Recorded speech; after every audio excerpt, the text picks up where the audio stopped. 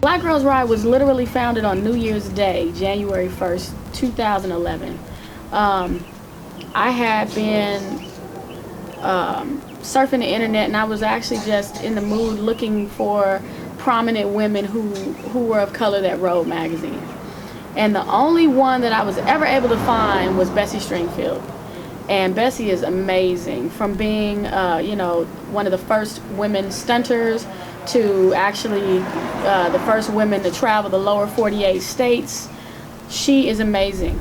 And while it's always interesting to hear and read more about her history, I was surprised that, because everything that she had done had been in the late 30s and 40s, it was amazing that we were at 2011 and there was no one else of prominence that had been mentioned.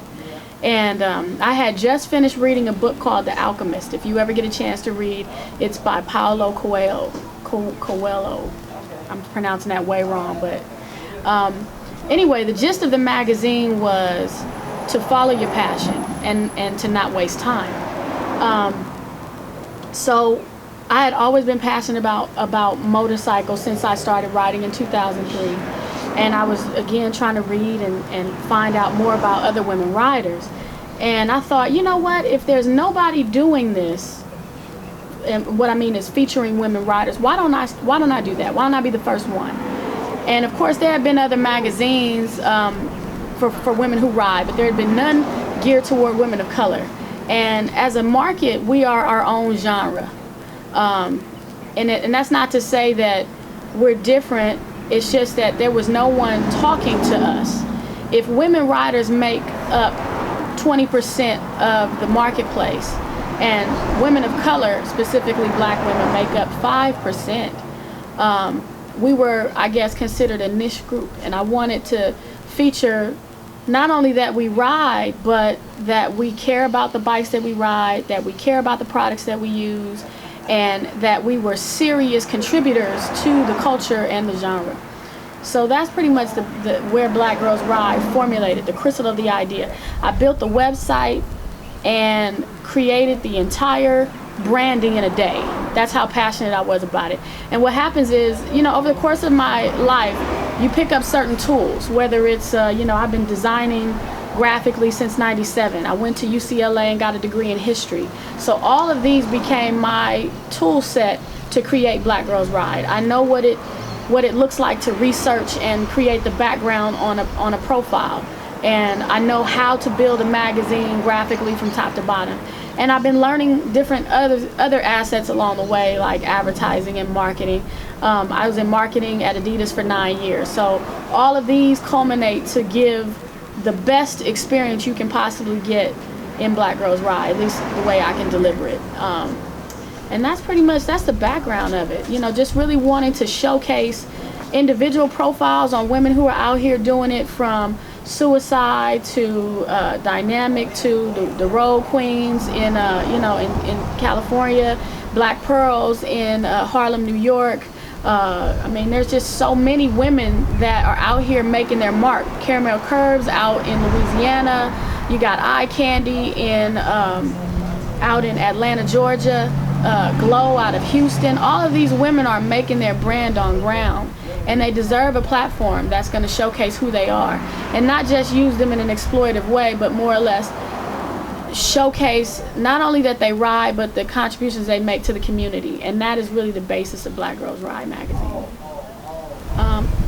So Black Girls Ride, when it first started, was really focused on, I think, the individual rider. My formula was pretty basic. I wanted to showcase the women. I wanted to showcase different gear as it appeals to women. And I wanted to showcase different events that we as women attended. And the formula for me works because all of these elements make up the MC community and the MC experience. I see it growing. What I started in 2011 locally has grown nationally and even internationally. We have women riders in Africa who have contacted us for features, in London, other parts of Europe, Hawaii, Japan even. women of color that are interested in being featured in our pages, and I think that is remarkable. It shows the power of us being online. We started out print. We graduated to an online format because it allows us the flexibility of adding more pages as necessary without increasing our bottom line, and ultimately it helps us deliver consistent content. So I think in the future for Black Girls Ride, I mean, I like to think of Essence as a model for us, and also, you know, Super Sport Bike, or, you know, any other major motorcycle magazine. It's a marriage in the culture and the marketplace, and I think that's kind of what the future holds for us. We're going to continue growing into apparel. We've this year released our first motorcycle jackets, actual performance wear, as opposed to just, we'd always done t-shirts even from the beginning in 2011, but every year we graduate into something more, and I think in doing actual performance wear that has the hardware and the protection that you need, but is also branded in a Black Girls Ride way, it allows those of our readers who have an emotional connection with our brand to still stay safe while on their bikes. And I'm really proud of the jackets that we came out with this year. We're going to do more apparel. We're going to get into more accessories. We're going to get into more hardware. The goal is to possibly do some more collaborative pieces with bigger brands that are already established. We're going to continue doing our events. In the past, when we first started, we were basically magazine based. That was pretty much it. We covered events that were happening, and what I noticed then was there weren't very many events geared to women. So over the course of these years, we've developed events and properties that are women focused, and building on the sisterhood of you know, our readers. So with that, we've established our version of International Female Motorcycle Day, which is the holiday, I think, that was created by motorists out of Canada.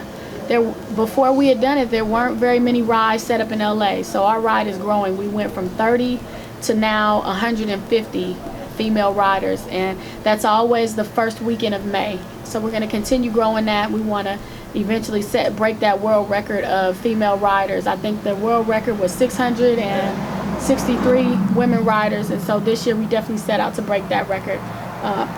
We've got Running the Law, which is a huge female motorcycle weekend where we come together, we do rides, we do events, and again, something for women to bond on the way to the event. The ride, we generally choose a location that is a lot of fun to get to, and the stories that you develop, you know, throughout the weekend is awesome. So we're going to keep Running the Law going. I'm excited about Beautiful Bikers. That's coming. That is the first ever award celebration for women who ride, and it's always the Saturday before Thanksgiving. This year will be November 21st at Mavericks Flats in Los Angeles.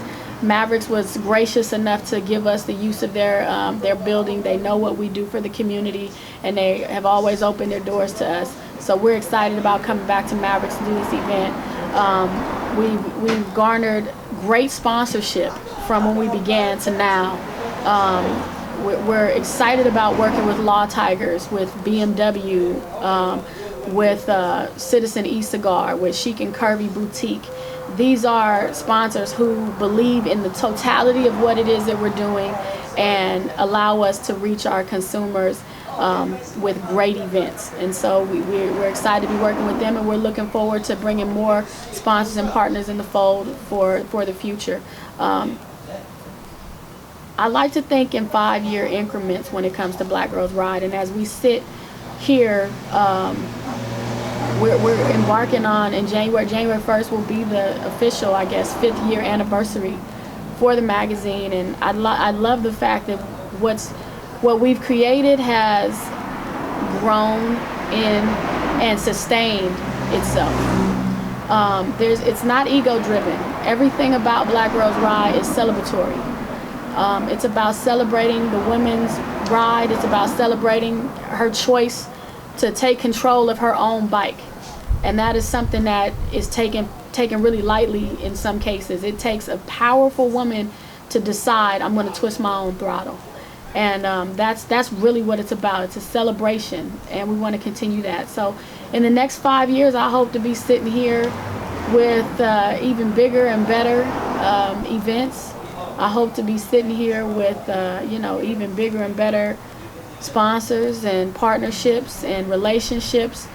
I don't see myself giving the brands away anytime soon. It's because it's such a part of my fabric and who I am. I don't see myself just kind of creating it to sell it.